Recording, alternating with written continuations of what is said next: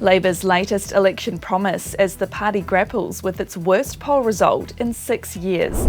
UK nurse sentenced for the murders of 7 babies. And another blow for motorists as parking prices go up. Te Maria, I'm Sherry Kinnear, and these are the latest New Zealand Herald headlines. Labour's announced fresh plans to crack down on vaping if the party is re-elected. The party wants to introduce a cap of 600 vape stalls nationally, which will more than halve the current number. A licensing regime will also be introduced to stop clusters of stalls targeting schools in low socioeconomic areas. It comes as the government pushes ahead with new nicotine levels for reusable vapes. The maximum concentration will be set at 28.5 milligrams per millilitre for reusable products that use nicotine salts. Meanwhile, a political analyst says swing voters appear to be losing faith in Labour. The party is down 4 points to 29% in a One News Varian poll, its worst result in 6 years. Nearly 3 years ago, Labour secured an unprecedented election win with 50% of the vote. National is now on 37, ACT is on 13, the Greens 12 and New Zealand First 4, all having gained support. Victoria University's Bryce Edwards says the soft vote Labour's held in recent years is drifting to the right. Some of the more left vote maybe shifting off to the Greens, and even New Zealand First playing that more anti-establishment voice. A former neonatal nurse will spend the rest of her life in a British prison for murdering 7 babies.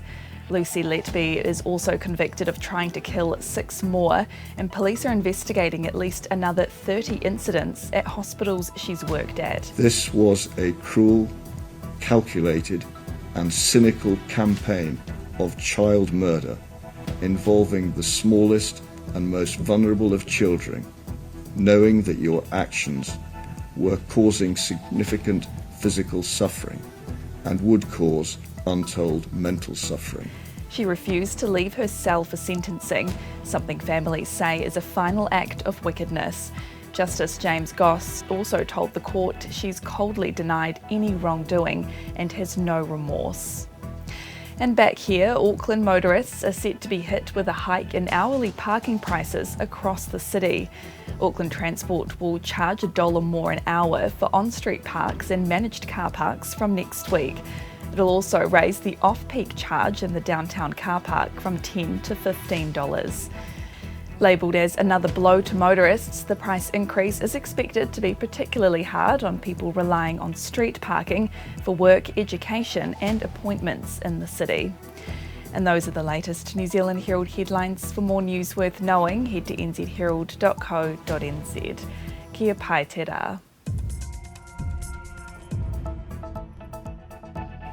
Thanks for checking out our YouTube channel. To stay up to date with all the latest news from the New Zealand Herald, click the subscribe button below or check out one of the videos here, and head over to nzherald.co.nz for more details on these stories and more.